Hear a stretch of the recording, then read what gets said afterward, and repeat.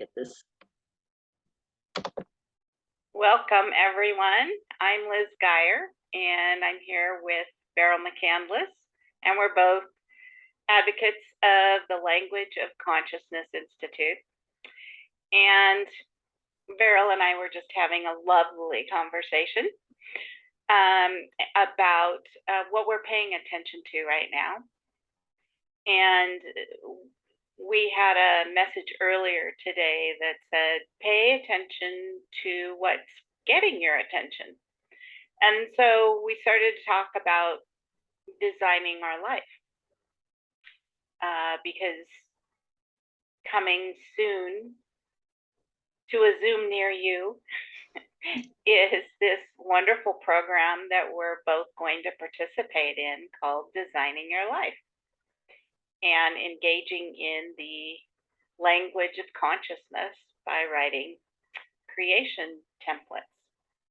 And so we were talking about that and talking about moving into the program by with observing what's happening. And I just spoke with two of our other advocates, Lori Camden and Victoria McMahon, this past Friday, about movement and observing and our sentience. And it's all starting to just kind of mold together now. And so we were talking about designing our life as though we were with ingredients, okay, like ingredients in a great recipe.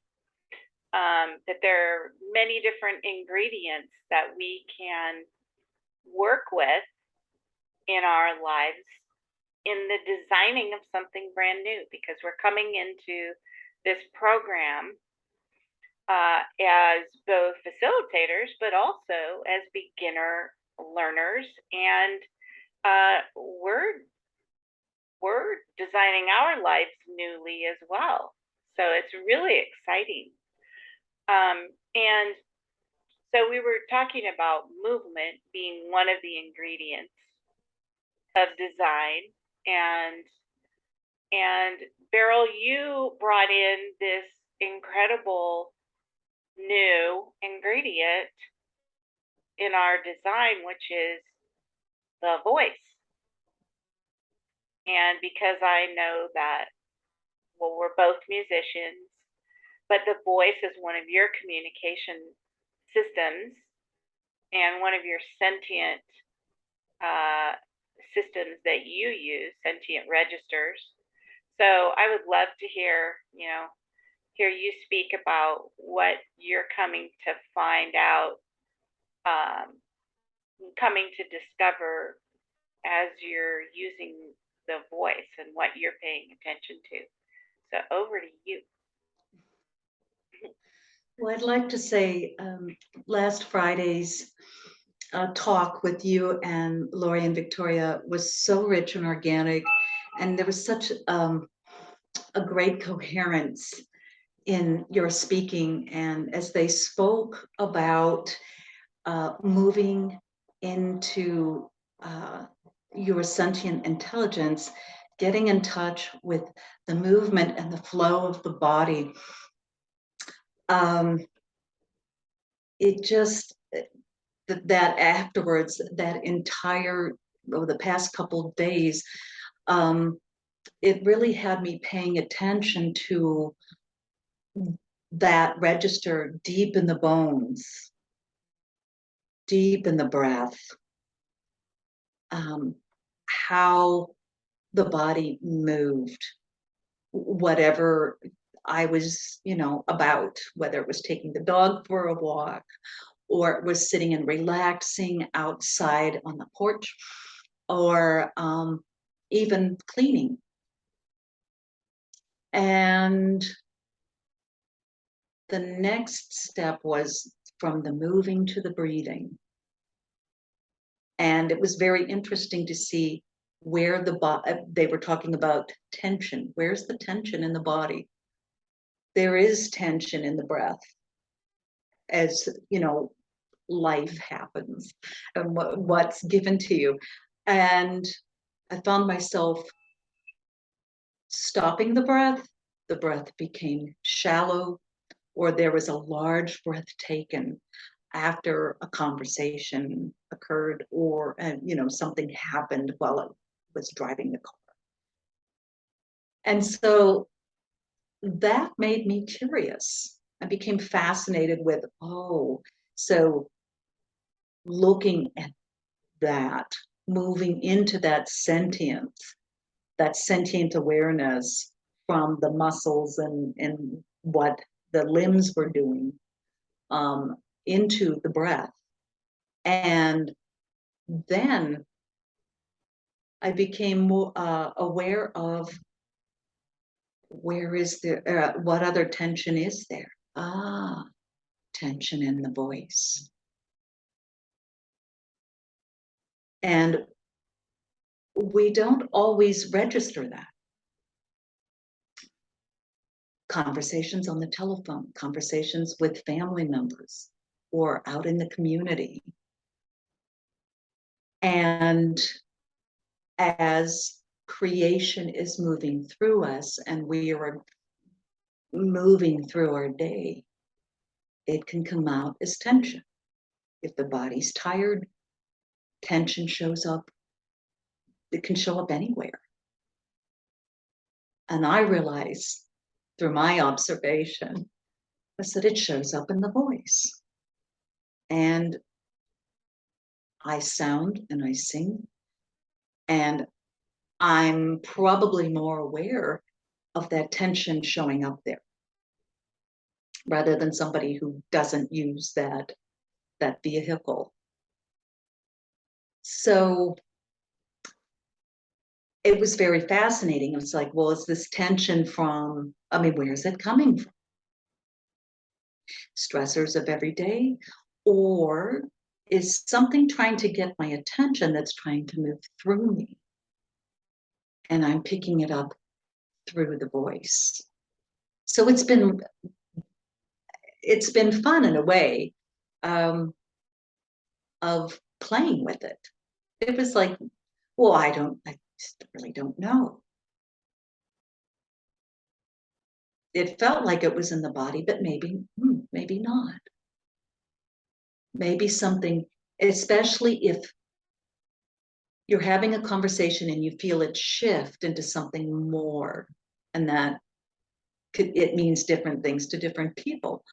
But you find yourself speaking and something's pushing through that whatever shows up or needs to be said or organically occurs in the field that you have created with the people that you are with in your life. And so that is where my interest has landed, and so how can I explore that?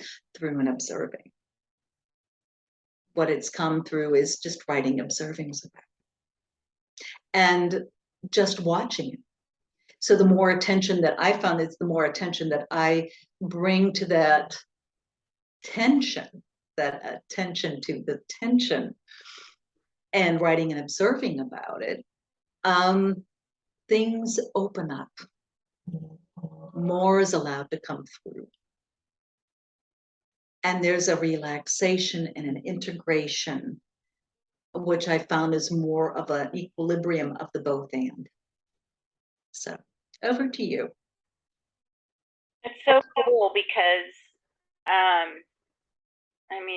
just recently, of course, getting more steeped in movement, as a way to access my own sentience, and then thinking of that as it's becoming a fine ingredient to creating this new design of me. So the movement is one deep and rich ingredient. And now, in this conversation, we're talking about the voice. and I keep getting pinged to use this story, which I told Beryl before, but I love this story because one of the things that I realized through our conversation is that I pay attention to voice tone. So one of my sentient registers is voice tone. And I will hear a resonant voice tone and just get chills all over. Okay, so I was in the airport last week, coming home from Denver, and there was a Southwest employee who was the announcer for my flight. And his voice was amazing. The tone of his voice was so inviting. And I thought to myself, wow, this guy must really like speaking into the microphone. He must really enjoy announcing things to people, because it really came across in his voice. It was so warm and rich and full. And I mean, if I closed my eyes, I could either find him announcing something in a theater, you know, for opera, or even announcing to the crowd at the baseball game. And so I had to say something to him when I went to check in. You know, I said to him, you know, I just love your voice. Has anybody ever said you should be doing voiceovers or something? He said, oh, yes, many people have told me that. And he said, you know, I really love my job here. So I'll just keep announcing to everyone here at the airport, kind of thing. That's, you know, what he said. And I said, okay. And then I moved on. But just thinking about how many people in our lives we've come in contact with, whether they be somebody that we're in community with, like I love Beryl's voice. Your voice is so musical and reassuring and warm, and it's like even just in everyday conversation with you, it's like we're creating a new piece of music, kind of thing. And then, you know, I'm a huge listener of books. I listen on Audible, and boy, that narrator makes or breaks the story. And some narrators just have these incredible voices where they have an ability to really bring the characters alive. And that's always been something I've been fascinated with. I took speech in college. That was part of my major. And that's where I learned to do different voices for different characters. And so I really have an appreciation for that voice tone. So for me, of course, and I'm sure for all of us, there are certain voices that we're so attracted to, and then other voices that carry that tension that you were kind of speaking about, Beryl, where maybe our hackles go up a little bit, or maybe there's fear that might come in for good reason, you know, in certain voice tones. Or, you know, you're talking to somebody and they're just like warm butter and you want more and more. And so now I'm really curious as to how can we bring in the richness of the voice in our life design. And I'm going to kind of leave us all with that question, because for me, it's brand new. You know, it's a brand new consideration, something to think about when I'm observing. So I don't know if there's anything for you, Beryl, because I'm trying to blend this ingredient of the voice into observing. So I'm wondering even if you can say more about that, if anything pings for you about, so how does the register of someone else's voice or our own voice, where does that kind of blend in with observing or even craving? Anything for you on that? Well, one, um, simply be curious about it. Hmm. It's like, because curiosity is a really good way to begin something. There really isn't a particular have to with curiosity. It just sort of pulls you in and pulls you in and pulls you in as far as you can go. Yeah. So in an observing, it's like, well, it might come out as um, a nonsense observing or a nonsense craving. The beauty of it is, if you're being curious, it doesn't have to make sense. Awareness, I think, is key. It's just, some people have trouble listening to their own voice Mm. when they're speaking, or even a recording of their voice, which gives a little more depth and a little more information. And what I found is that we could just play with it. In other words, if you're laying down and you sigh, pay attention to. If you are coughing and there's tension, pay attention to. If um, your children call, you haven't heard from them, or a family member who's called that you haven't heard from in a while, pay attention in that conversation. And it's all for me, that's how I started, was, or how you pay attention to your pets. How does that sound? A baby. And see what comes of it. Or you're singing along to your favorite music. It evokes a feeling. It evokes what, tension or relaxation. And what emotions come up. What can you hear when you're singing along? Even in the shower. I tell people, if you want to play, go to the shower, sing your favorite song. Cool. It's a safe place. Well, I got pinged on being curious and Mhm. observing, what you're present to, Mhm. might open you up into a new voice within you. Ooh. Yes. I've been putting up Halloween decorations. Ooh. There's and today I learned that there are many aspects of me, and so I'm wondering if there's is there a new voice within us that registers differently, like we're hearing just now on Beryl's phone. A new voice came in.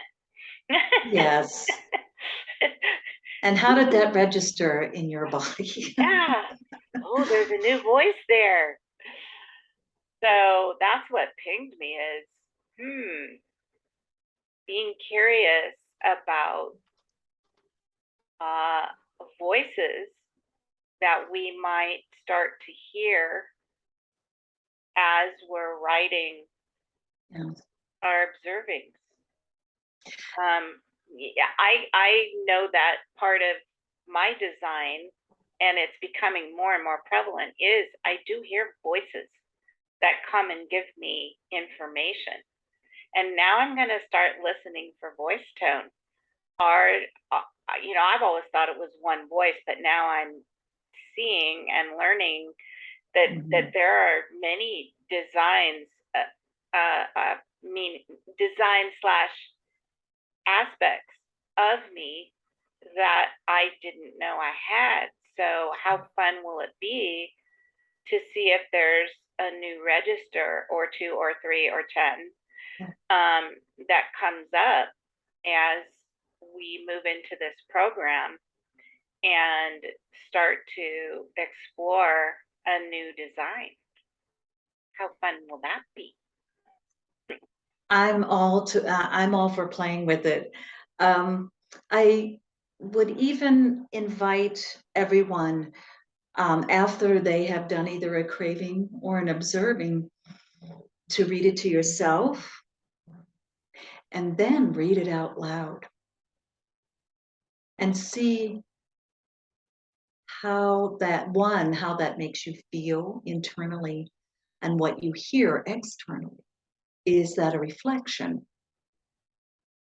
of what you're reading? Is that a reflection of what's coming through?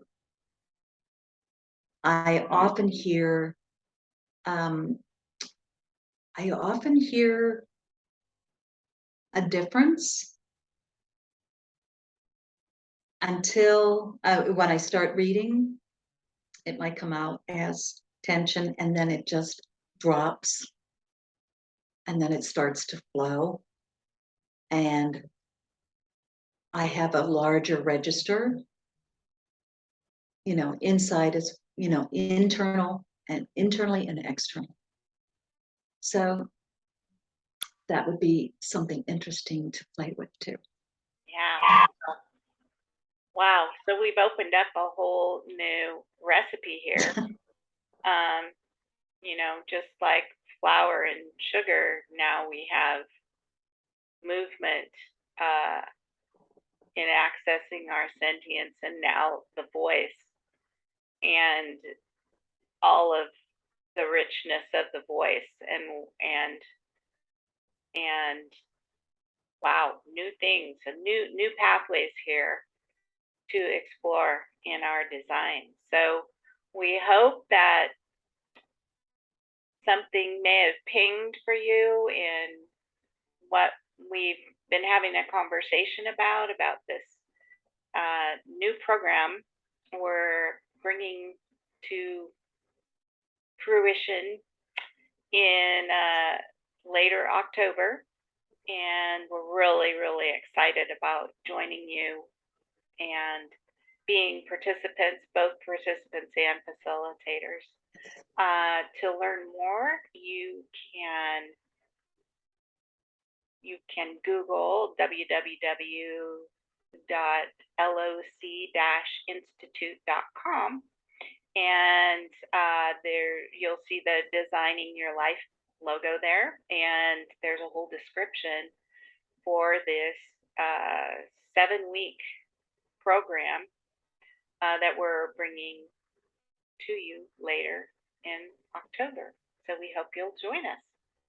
It's been fun having this conversation and being with you today, Beryl. So take care, And everyone. you. All right. Hope to see you there. Yeah.